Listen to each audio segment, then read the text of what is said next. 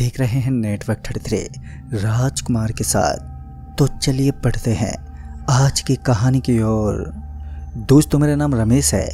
लोगों को दारू की लत होती है, नशे की लत होती है, लेकिन एक मैं हूँ जिसे सालों पहले पैसे कमाने की लत थी। पैसों के लिए मैं किसी भी काम को करने के लिए तैयार रहता था। एक दिन की बात है जब मैं रात के करीब 7 बजे स्टेशन पर घूमने के लिए गया तो मेरी मुलाकात वहाँ पर एक पुजारी से हुई जिसके हाथ में एक छोटा सा थैला था। बचपन से ही मेरी एक आदत थी, मैं किसी से भी बात करने लगता और इस बार भी कुछ ऐसा ही हुआ। मैं उस साधु बाबा से इधर उधर की बातें करने लगा, लेकिन वो मेरे साथ अभी भी चुपचाप खड़े थे। मैं अपने मुंह से काफ़ी चीज़ों का बखान करता रहा, मगर उन्होंने मेरी बातों पर ध्यान नहीं दिया। फिर मैंने उन बाबा को बताया कि मुझे एक मोटी रकम कमानी है, जिसके लिए मैं एक अच्छे काम की तलाश में हूँ। और मेरी ये बात सुनकर उस साधु बाबा ने पहली बार अपना मुंह खोला। उसने मुझसे कहा कि मैं तुम्हें एक काम बता सकता हूँ। काम सिर्फ 4 दिन का है। अगर तुम इसे पूरी तरीके से कर सके तो तुम्हें 10 लाख रुपए का भी इनाम मिलेगा। दोस्तों, इतना सुनते ही मेरे कान एकदम से खड़े हो गए, लेकिन मैं कहाँ उन बातों पर विश्वास करने वाला था। मैं मुस्कुराते बोला, अरे बाबा जी, मजाक करने के लिए मैं ही मिला था क्या आपको? मेरी इन बातों को सुनकर उस साधु बाबा ने मुझे पटरियों की दूसरी तरफ देखने को कहा। एक पल के लिए तो मेरी आंखें फटी की फटी रह गईं, क्योंकि मैं जो देख रहा था वो असल में था भी या नहीं, इसका अंदाजा तो मुझे भी नहीं था। पैसों से भरा एक बैग जिसके अंदर हल्की सी रोशनी चमक रही थी, जिस कारण वो पैसों से भरा हुआ बैग मुझे साफ साफ दिख रहा था। मुझे यहाँ पर कुछ अजीब लगा। उस साधु बाबा की हरकतें और साथ ही पैसों का इस तरह बखान करना मुझे सही नहीं लगा, जिस वजह से मैंने उस साधु बाबा की बातों को नज़रअंदाज कर दिया। जब मैं वहाँ से निकल रहा था तो उस अजीब से दिखने वाले बाबा ने कहा, बेटा सोच समझ कर विचार कर लेना, कल रात को मैं तुम्हें यहीं और इसी जगह पर इसी समय पर मिलूँगा। उस बाबा की बातों ने मुझे सोचने पर मजबूर कर दिया। फिर मैं चुपचाप अपने पाँव पटकते हुए घर की तरफ चलने लगा। अमूमन मैं इस स्टेशन पर घूमने के लिए आता था और आज मेरी मुलाकात पहली बार उस साधु बाबा से हुई। मेरा घर यहाँ से करीब 1.5 किलोमीटर दूर था, मगर मुझे ट्रेन देखने का बेहद शौक था, तो मैं घूमने के लिए यहाँ पहुँच ही जाता। उस अंधेरी छाँव के बीच में किसी तरह मैं घर तो पहुँच गया, लेकिन आज मेरे दिमाग ने उस बात को जकड़ लिया था जो साधु बाबा ने बताई थी। ऐसा कौन सा काम है जो मैं तो कर सकता हूँ, लेकिन उस साधु बाबा की बस की बात नहीं है। पूरी रात कुछ ऐसे ही विचार मेरे मन में चलते रहे, लेकिन 10 लाख रुपए के लालच ने मुझे फंसा दिया था। इस काम का खामियाजा जो भी हो, बस मुझे इस काम को अंजाम देना था। पैसों के लालच ने मुझे ये काम करने पर मजबूर तो कर दिया, लेकिन इसका अंजाम क्या होगा वो मैंने सोचा तक नहीं।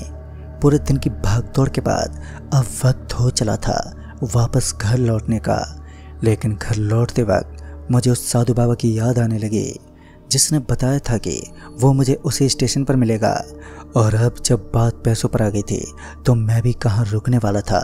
फिर मैं हर खतरे को उठाने के लिए बिल्कुल तैयार था और उसके बाद मैं उसी समय घर से फ्रेश होकर निकल गया। उस वीरान पड़े रास्ते में आज का माहौल कुछ ज़्यादा ही शांत लग रहा था। जो स्टेशन की तरफ रास्ता निकल रहा था उस पर तो सिर्फ गहरा सन्नाटा ही पसरा हुआ था। शाम के लगभग 7:30 बज चुके थे। जब मैं इस स्टेशन पर पहुंचा तो मैंने पाया कि आज साधु बाबा का वहाँ कोई नामो निशान नहीं था। मुझे लगा शायद वो सिर्फ मेरे साथ एक मजाक कर रहा होगा। पहले तो मैं वहाँ पर मौजूद ट्रेन को देखने लगा और काफ़ी देर तक उस ट्रेन के इधर उधर टहलता रहा। बाद में जब मुझे लगा कि आज वो साधु बाबा इस जगह पर नहीं आएगा तो मैं अपनी उम्मीदें त्याग कर वापस अपने घर की तरफ जाने लगा। लेकिन इसी बीच मेरी दृष्टि उसी साधु बाबा पर पड़ी जो मुझे अपनी तरफ आने का इशारा कर रहे थे। उस साधु बाबा को देखते ही मानो मेरे अंदर खुशी की लहर दौड़ गई। मैं तो उसी वक्त तेज तेज चलते हुए उस साधु बाबा के पास पहुंचा और सबसे पहले उनके समक्ष आकर बोला, जो भी काम हो मैं करने के लिए तैयार हूँ। और उसी वक्त साधु बाबा ने अपने हाथ से स्टेशन की पटरियों की दूसरी छोर पर मुझे इशारा किया, जहाँ मुझे एक पुराना कमरा नजर आया। अंधेरे की छाँव में इधर उधर हवा के जरिए से टहलते हुए पत्तों के बीच उस कमरे की दशा बड़ी ही मासूम सी लग रही थी। एक शांत सा कमरा जिसका सबसे पहले मुझे दरवाज़ा खोलना था। आज तक उस दरवाजे को कोई भी नहीं खोल पाया, या फिर यूं कहें कि किसी ने उस दरवाजे को खोलने की हिम्मत नहीं की। अब उसके अंदर ऐसा क्या था ये तो मुझे भी नहीं पता, लेकिन दूर से जब मैंने उस दरवाजे को देखा तो पता नहीं क्यों मुझे अपने इस शरीर के अंदर एक बेचैनी महसूस हुई। खैर मैंने अपना वहम समझकर इस बात को टाल दिया। फिर उस साधु बाबा ने कहा, बेटा इस काम में इतना खतरा है कि तुम सोच भी नहीं सकते। जंगली जानवर तुम्हारे ऊपर कभी भी अटैक कर सकते हैं, मौत तुम्हें कभी भी छू सकती है, लेकिन तुम्हारा दृढ़ निश्चय और निडर ही तुम्हें इस भयानक खतरे से बचा सकता है। अगर तुम अपनी मौत से बचना चाहते हो तो तुम्हें इस काम को संपूर्ण तरीके से करना होगा। फिर क्या था, बार बार मैं उस साधु बाबा की बातों को सीरियसली ना लेते हुए उस काम को करने के लिए तैयार हो गया। अभी भी मुझे डर था कि कहीं ये काम झूठा ना हो। फिर उस साधु बाबा ने कहा, बेटा तुम उस कमरे को बिना चाबी के नहीं खोल पाओगे। उस कमरे के पीछे मिट्टी के अंदर एक छोटी सी मटकी गड़ी हुई है जिसमें कुछ सामान और चाबी है। उस साधु बाबा ने मेरे हाथ में एक छोटी सी माला थमा दी और मुझसे कहा कि जब तुम्हें ऐसा लगे कि अब तुम इस काम को सिद्ध नहीं कर सकते तब तुम इस माला को तोड़ देना। सच में उस साधु बाबा की बातें बड़ी ही अजीब लग रही थी, लेकिन उस समय मैंने उनकी बातों पर ज़्यादा ध्यान नहीं दिया। लेकिन वो माला वाली बात मेरे दिमाग की गहराइयों तक पहुंच गई और फिर उस साधु बाबा के कहे अनुसार मैं रात के करीब 8:30 बजे से पहले ही उस कमरे के पास पहुंच गया और उसके बगल में मौजूद एक झाड़ी के नीचे से ज़मीन खोदने लगा। और इसी तरह ज़मीन को खोदते खोदते मेरी नज़र एक मटकी पर पड़ी। उस मटकी के अंदर काफ़ी अजीब चीज़ें रखी हुई थी, इंसानों की हड्डियाँ और एक लंबा चौड़ा कंकाल। लेकिन अब जो कंकाल दिखाई दे रहा था वो उस मटकी से थोड़ी दूरी पर था। उस कंकाल को देखकर मैं डर गया, लेकिन जब मैंने इस काम को अपने कंधों पर ले ही लिया था तो पीछे हटना मुझे कहाँ मंजूर था। जोरों से चिल्लाते हुए उस सन्नाटे के बीच मैं उस मटकी के अंदर से एक चाबी निकालने में कायम हुआ। वो चाबी बहुत ही पुरानी लग रही थी और उसके बाद उस कमरे की तरफ बढ़ा जिसके आगे एक मजबूत ताला लगा हुआ था। जैसे जैसे मैं उस छोटे से कमरे की ओर बढ़ रहा था वैसे वैसे मेरे दिल की धड़कन अब लगातार तेजी से धड़कने लगी और ऊपर से डर का ये माहौल हर इंसान को भयभीत करने में संयम था। मैंने अपने कांपते हुए हाथों से उस ताले के अंदर चाबी को घुमा दिया और चाबी को घुमाते ही हल्के हल्के हवाओं ने अपने अचानक आगमन से मुझे हैरानी में डाल दिया। उस ताले को खोलते ही उस दरवाजे के खुलने की आवाज़ सिर्फ मुझे ही नहीं बल्कि इस इलाके में जो भी मौजूद है उसे भी सुनाई दी हो। ये आवाज़ इतनी ज़्यादा डरावनी थी कि मैंने तो अपनी आंखें बंद कर ली और फिर कुछ देर के लिए उस कमरे के सामने ज्यों का त्यों खड़ा रहा। फिर जब धीरे धीरे एक पल के बाद मैंने अपनी आंखें खोली तो उस कमरे से धुआं निकलने लगा और उसके बाद जैसे उस धुएं का आना बंद हुआ तो मैं जल्दी से उस कमरे के अंदर पहुंचा तो वहाँ हल्की सी रोशनी चल रही थी। दरअसल ये रोशनी दीवार के अंदर से निकल रही थी, लेकिन बाद में मुझे पता चला कि ये रोशनी इस दीवार के अंदर से नहीं बल्कि एक कलश के अंदर से निकल रही है।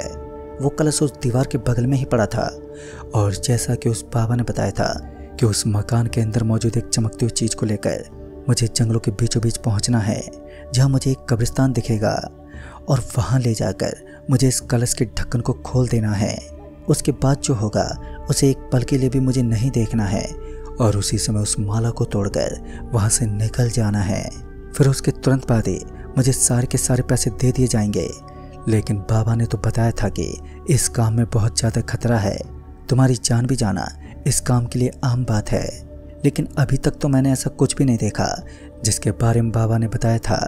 जैसे मैं उस कलश को छूने के लिए आगे बढ़ा तो मुझे बिजली का एक ज़ोरदार झटका लगा और इस ज़ोरदार झटके के कारण मैं पीछे खिसक गया। मेरे शरीर में सनसनी मच चुकी थी। फिर मुझे याद आया कि उस बाबा ने मुझे चप्पल खोलकर इस कलश को हाथ लगाने के लिए कहा था। इस बार जब मैंने अपनी चप्पल उतारकर उस कलश को हाथ लगाया तो मुझे एहसास हुआ कि ये तो एकदम नॉर्मल है।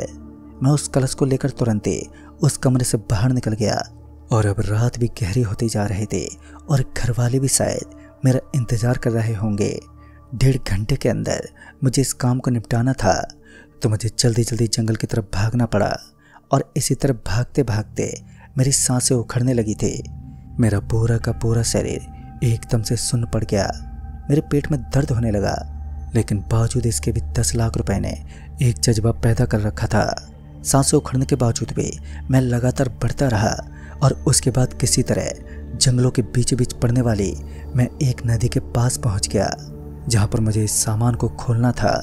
इस कलश को खोलने से पहले ही एक अजीब सी दुविधा मेरे मन में पैदा होने लगी। क्या मैं ये सही कर रहा हूँ? कहीं इसके पीछे कोई बड़ा कारण तो नहीं है? कहीं मेरी मौत तो नहीं है? इससे पहले कि मैं उस कलश को हाथ लगा पाता कि मुझे जानवरों की अजीब अजीब ध्वनियाँ वहाँ पर सुनाई देने लगी, मानो कोई शेर या चीता मेरी तरफ बढ़ रहा है। लेकिन यह जंगल इन सब चीज़ों से ग्रस्त था। उस भयानक कलश से ढक्कन खोलने से पहले ही मुझे एक बड़ी सी परछाई दिखी जो चांद को अपने अंदर से घेर रही थी। एक लंबे चौड़े शरीर का बड़ा सा आदमी, उसकी हाइट लगभग 20 फुट की थी। उसका आधा शरीर किसी घोड़े जैसा लग रहा था तो आधा शरीर किसी इंसान की भांति प्रतीत हो रहा था। इस भयंकर जानवर को देखते ही मैं पूरा पसीने से भीगने लगा, लेकिन तब तक मैं उसका आधा ढक्कन खोल चुका था और अब मुझे अपनी मौत अपनी समक्ष दिखाई दे रही थी। उसकी जोर की दहाड़ के कारण मैं बुरी तरह कांप गया और वहीं जमीन पर गिर पड़ा।